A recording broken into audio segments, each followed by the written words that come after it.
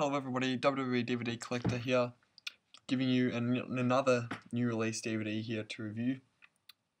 So today, it's May 31 in Australia, but I was on the shelves when I was at the shop today, so I was like, I should pick it up a day earlier.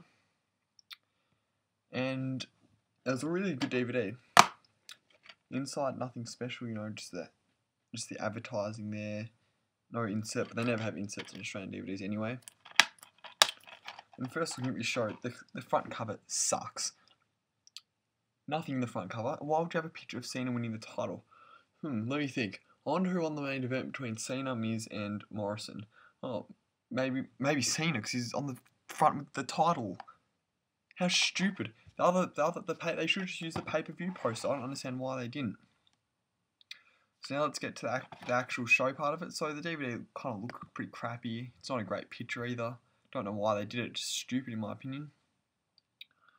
The card overall was very consistent. That's what I like most about it. 3 or 4 matches are given 20 minutes.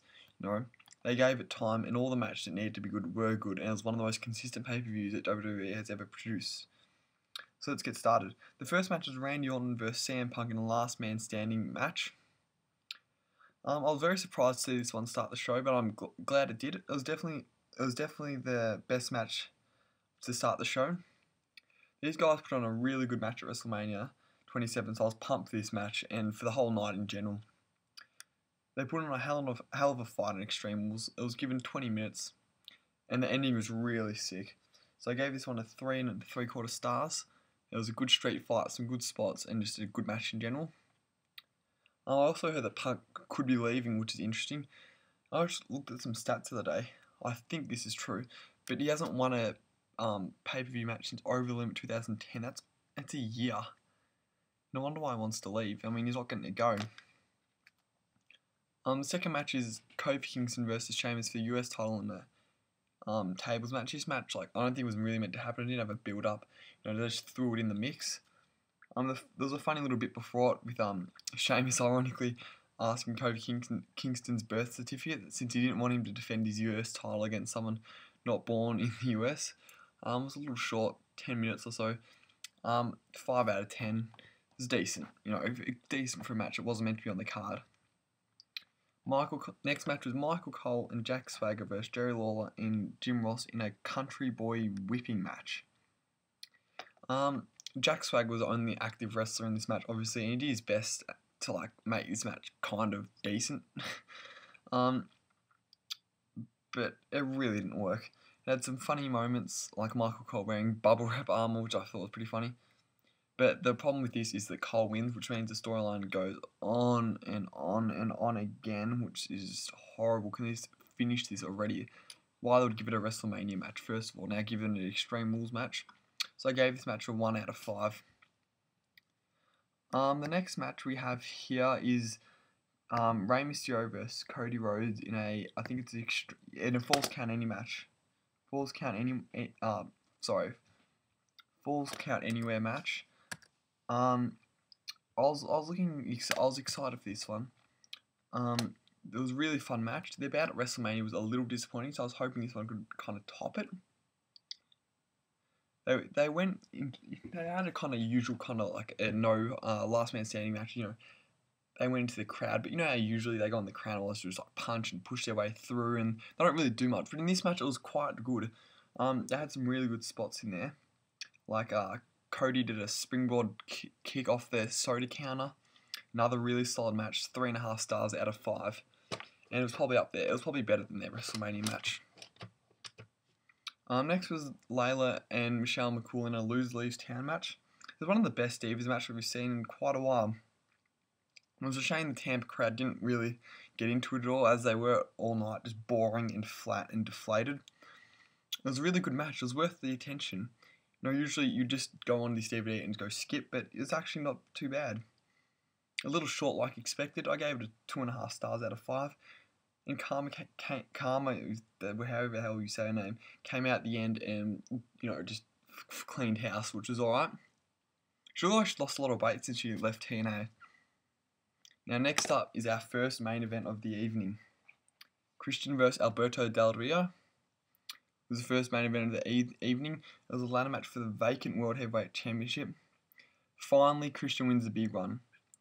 He did it in one of the best matches of the year so far, and it was a really, really good match. Easily match of the night, and maybe one of the matches of the year. An awesome moment was when Christian was up on the ladder with that title. When Christian held the title and world title above his head on the top of the ladder, you could see him trembling with excitement, and I'm sure a billion other emotions, as there's probably a billion other people while watching this when Christian finally did it. It was a great match, given 21 minutes, 4.5 out of 5. The next match was Kane and Big Show versus Wade Barrett and Ezekiel Jackson. This was obviously a filler. It was a real cool before the main event. It didn't really need to be on the show. I thought, why would you even have it on the show? 1 out of 5 stars. Now next, the main event, the triple threat cage match. The Miz versus John Morrison versus Cena in a steel cage match for the World Heavyweight title. I liked the match a lot. I thought Morrison looked like he deserved to be there and belonged next to the 2 top stars in John Cena and The Miz. Having it in a cage really helped as well, I thought, to kind of confine the competitors. It kept them from doing the usual triple threat match where like 2 guys brawl, 1 guy's out of the ring having a break, like that. This one they couldn't because all inside the cage. They had some really cool spots. The match was good.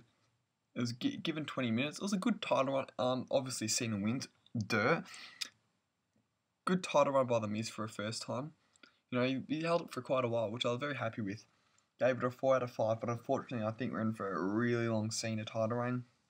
So, you know, not looking too excited for it, but, you know, him versus Del Rio should be good. Hopefully they'll take place at SummerSlam in the summer. So anyway, overall, it was a great pay-per-view. There were no really outright bad matches apart from the tag team match. You know, it was consistent. You know, when you look at the ratings, there was, I think, 1, maybe 2 matches that were crap, which are the Big Show ones, Big Show and Kane, and the Cole and King Lawler matches. But most of the other ones were 4 stars. You know, it's good consistency. A really good follow-up to WrestleMania, and I'm hoping the consistency in these shows will continue throughout the year. I'm feeling 2011 will be a really good year of pay-per-views. You know, Royal Rumble was decent. Elimination Chamber I really loved. WrestleMania, meh, should have been better for WrestleMania. And now this one, which is really good. So the pay-per-view was amazing. The 2 main events were really, really good, so it'd be worth buying just to see those 2. Even if the show wasn't that great, it's still worth the money because you get to see Christian win the world title. Amazing show, 8 out of 10. You know, you've got to pick it up for the collection anyway. Like, people are going to buy it anyway. But if you don't collect and buy a few DVDs, it's still one to get. A really historic moment, Christian winning the title. So it's a really good moment in wrestling. And here's my DVD review. Hope you enjoy. Rate, subscribe, comment. Awesome. Have a good night. Get it tomorrow when it hits your local shops.